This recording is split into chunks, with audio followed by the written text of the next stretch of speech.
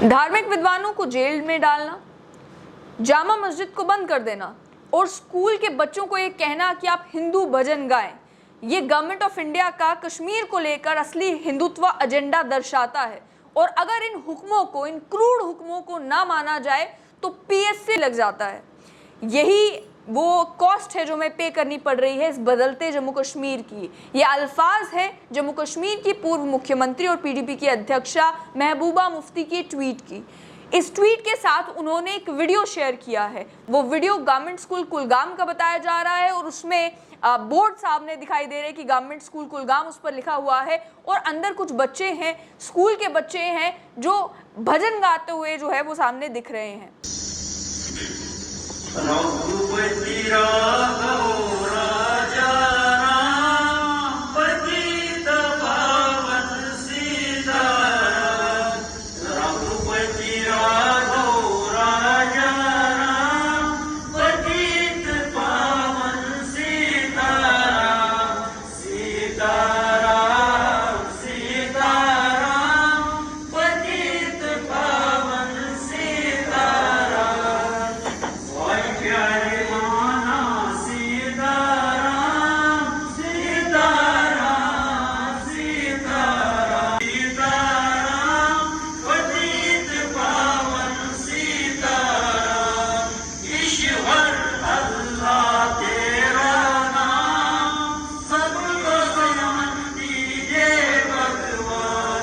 ईश्वर अल्लाह तेरा नाम सबको सलाम दीजिए भगवान। जिसे हिंदू भजन बताया गया वो रघुपति राघव राजा राम पतित पावन सीताराम। ईश्वर अल्लाह तेरा नाम सबको सम्मति दे भगवान। ये जो पंक्ति है, इस पंक्ति में संशोधन लाया था महात्मा गांधी ने। ओरिजिनल ये पंक्ति के जो ओरिजिन्स है वो मालूम करना मुश्किल है, लेकिन कहा जाता है कि हो सकता है तुलसीदास ने लिखा हो, जिसे रामधुन भी कहा जाता है। लेकिन जब आज़ादी की लड़ाई लड़ी जा रही थी और जिस समय महात्मा गांधी डांडी मार्च कर रहे थे, उस डांडी मार्च के दौरान भी बताया जाता है कि इसी पंक्ति का इस्तेमाल किया गया था। पंक्ति में संशोधन करके ये जो लाइन बीच में डाली गई कि ईश्वर अल्लाह तेरो नाम सबको सम्मति दे भगवान, इसका इस्तेमाल किया जाता था हिंदू मुस्लिम भाईचारे को बढ़ाने के लिए। हिंदू मुस्लिम भाईचारा जो है वो उस समय क्योंकि यूनिटी की ज़रूरत थी, इस वजह से महात्मा गांधी ने पंक्तियों में संशोधन किया था और इस भजन को सेकुलर बनाने की जो है कोशिश की गई थी। अब इस पंक्ति का इस्तेमाल अगर स्कूल में किया जाता है तो ये कंट्रोवर्सी का शिकार आखिर क्यों? कंट्रोवर्सी का शिकार इसलिए भी है क्योंकि अगर आप भारत में स्कूल्स में देखा है और स्कूल्स में जो रिलीजियस प्रेयर्स होती हैं उनकी बात की जाए तो गवर्नमेंट एडेड स्कूल्स में रिलीजियस प्रेयर्स प्रतिबंधित है। कॉन्स्टिट्यूशन इस चीज़ की इजाज़त नहीं देता कि आप सरकार के द्वारा अगर किसी स्कूल को एड किया जा रहा है तो स्कूल में किसी भी तरीके की रिलीजियस इंस्ट्रक्शन दे। ये फंडामेंटल एक राइट जो है वो लोगों का है कि वो किस धर्म को का पालन करना चाहते हैं और किस धर्म के अनुसार जो है वो प्रेयर्स ऑफर करना चाहते हैं। और इसी चीज़ को लेकर इससे पहले भी कंट्रोवर्सीज बनती रही हैं। यूपी में एक हेडमास्टर थे जिस हेडमास्टर को इस वजह से सस्पेंड कर दिया गया क्योंकि उनके स्कूल में भी एक प्रेयर जो है वो ऑफर की जाती थी। आपको भी शायद याद होगा, बचपन में हो सकता है आपने भी कभी स्कूल में पढ़ी हो, लब पे आती है दुआ। वो पंक्ति जो है, वो पंक्तियां जो हैं वो प्रेयर्स के तौर पर ऑफर की जा रही थी बच्चों के द्वारा। और उसको लेकर जब कुछ ग्रुप्स ने आपत्ति जताई कि इन पंक्तियों में भी जो है खुदा का नाम आता है तो ये रिलीजियस कॉनोटेशन जब इसकी आ जाती है, ये किस तरीके से अलाउ किया जाए, तो बताया जाता है कि यूपी के उस हेडमास्टर को सस्पेंड कर दिया गया था। और ये बात 2019 की है, अक्टूबर 2019 की।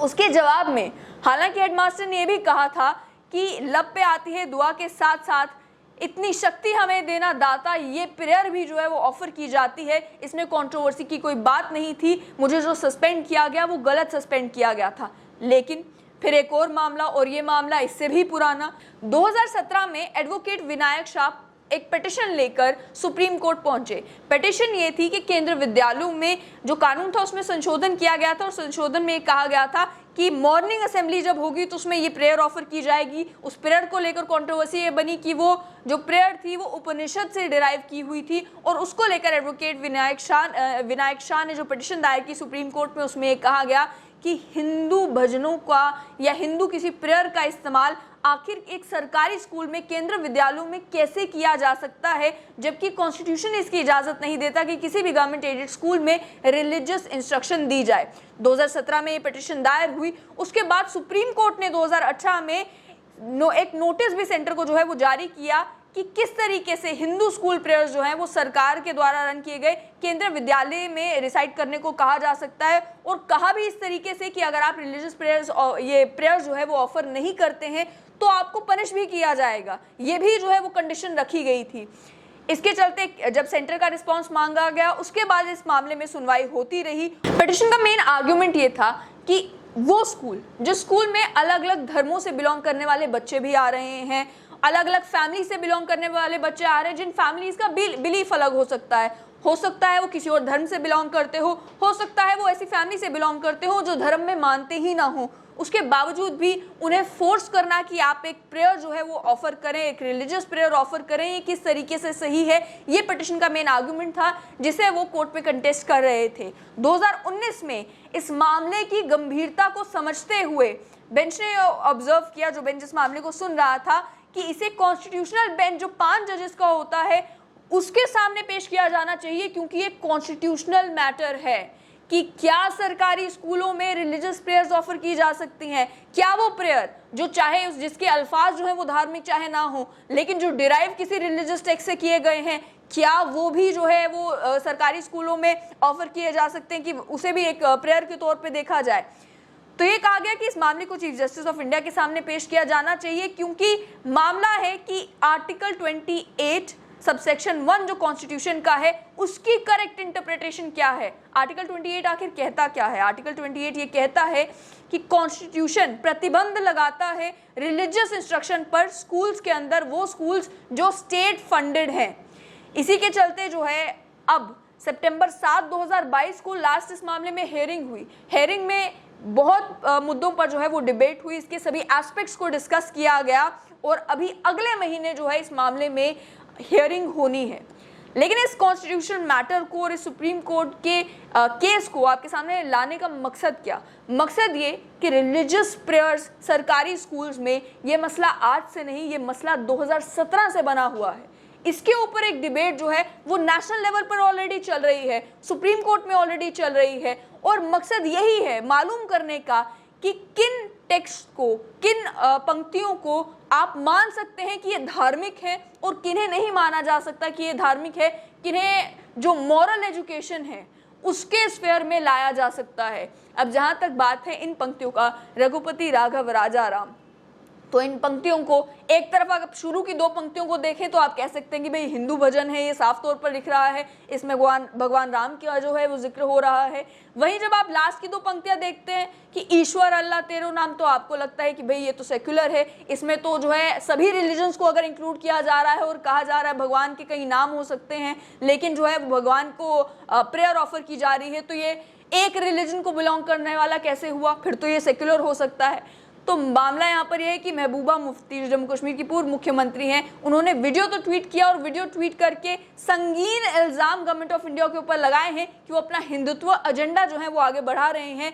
लेकिन जहां तक पंक्तियों का ताल्लुक है, जिस समय यूपी के उस हेडमास्टर को भी सस्पेंड किया गया था, उस समय भी ये कंट्रोवर्सी बनी थी और उस समय भी ये सवाल उठे थे कि लब पे आती है तमन्ना, जो आलमा इकबाल की पंक्तियां हैं, आलमा इकबाल की नज्म है, उसे आप सेक्युलर कंसीडर करेंगे या रिलीजियस कंसीडर करेंगे? तो अगर लब पे आती है दुआ बन के तमन्ना मेरी आलमा इकबाल की इस नज्म को, जिसे जम्मू कश्मीर में भी कई स्कूल्स में प्रेयर के तौर पर पढ़ा जाता है और वो सेक्युलर गिनी जा सकती है क्योंकि उसमें भी तो खुदा का जिक्र होता है, तो महात्मा गांधी ने जिन पंक्तियों को मॉडिफाई किया, जिन पंक्तियों का इस्तेमाल हिंदू मुस्लिम भाईचारे को बढ़ाने के लिए किया, रघुपति राघव राजा राम, क्या उसे सेक्युलर गिना जा सकता है या नहीं? और भी कई सारी ऐसी प्रेयर्स हैं जो प्रेयर्स आपको स्कूल्स में मॉर्निंग असेंबली में सुनने को मिलती है, जिसमें भगवान की तारीफ, खुदा की तारीफ, गॉड की तारीफ अलग अलग तरीके से जो है किसी ना किसी एस्पेक्ट में रिलीजन जो है जिन प्रेयर्स में सुनने को मिलता है, और वो सालों से स्कूल्स में मॉर्निंग असेंबली का हिस्सा रही हैं, उन पर तो आज तक कभी कंट्रोवर्सी नहीं हुई।